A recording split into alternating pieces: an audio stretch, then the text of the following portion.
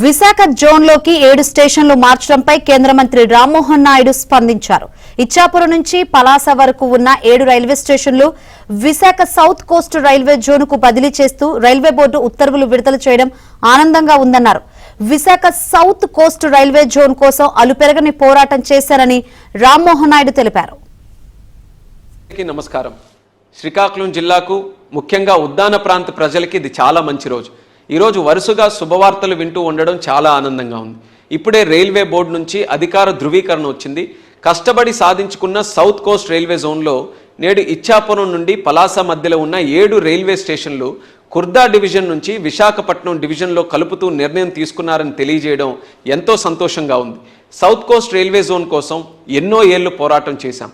రాష్ట్ర విభజన మొదలు ఈ అంశంపైనే నేను అనేకసార్లు పార్లమెంట్లో ఇతర వేదికల్లో శ్రీకాకుళం జిల్లా తరపున ఉత్తరాంధ్ర తరపున మన వాణిని వినిపించాను.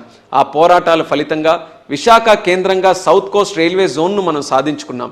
అయితే ఆ జోన్ పరిధిలో మన ఇచ్చాపురం నుండి పలాస మధ్య ఉన్న ప్రాంతం లేదనే వెలితి నాకెప్పుడు కూడా ఉండేది. ఇదే అంశంపై కేంద్ర రైల్వే శాఖ మంత్రి గారు అశ్విని వైష్ణవ్ గారిని కూడా కలిసి అనేక సార్లు మన పరిస్థితిని వివరించాను. ఈస్ట్ కోస్ట్ రైల్వే పరిధిలోని కుర్దా రోడ్ డివిజన్లో ఉన్న ఇచ్చాపురం పలాస మధ్య ప్రాంతాన్ని సౌత్ కోస్ట్ విశాఖ జోన్లోకి మార్చాలని రిక్వెస్ట్ కూడా చేశాను. ఇది జరిగితే చాలా శరవేగంగా మన స్టేషన్లు అభివృద్ధి చెందుతాయనే మాటను కూడా తెలియజేశాను. ఆ ప్రయత్నాల ఫలితంగా ఈరోజు రైల్వే బోర్డు నుంచి అధికార ఉత్తర్వులు కూడా రావడం జరిగింది. ఇచ్చాపురం నుండి పలాస మధ్య ఉన్న జాడుపుడి, బారువా, మందస రోడ్, సోంపేట, సున్నాదేవి స్టేషన్లు సౌత్ కోస్ట్ జోన్లోకి కలపడం చాలా ఆనందంగా ఉంది. ఇప్పటికే అనేక కొత్త హాల్ట్లు, అమృత్ భారత్ స్టేషన్లు ఇలా ప్రాధాన్యత క్రమంలో అభివృద్ధి చేసుకుంటూ శ్రీకాకుళం జిల్లాలో రైల్వే విప్లవాన్ని సృష్టించాం.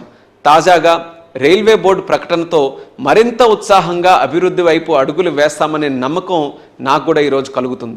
శ్రీకాకుళం జిల్లాలో రైల్వేల అభివృద్ధికి పూర్తి తోడ్పాటు అందిస్తున్న కేంద్ర మంత్రి గారు అశ్విని వైష్ణవ్ గారికి, అలాగే మన ప్రధానమంత్రి గారు నరేంద్ర మోదీ గారికి, అలాగే మనకి ఎంతో అండగా ఉన్న ముఖ్యమంత్రి నారా చంద్రబాబు నాయుడు గారికి ఈ సందర్భంగా ప్రత్యేక కృతజ్ఞతలు తెలియజేసుకుంటూ మన శ్రీకాకుళం జిల్లా ప్రజలందరికీ కూడా శుభాకాంక్షలు తెలియజేస్తూ సెలవు తీసుకుంటున్నాను.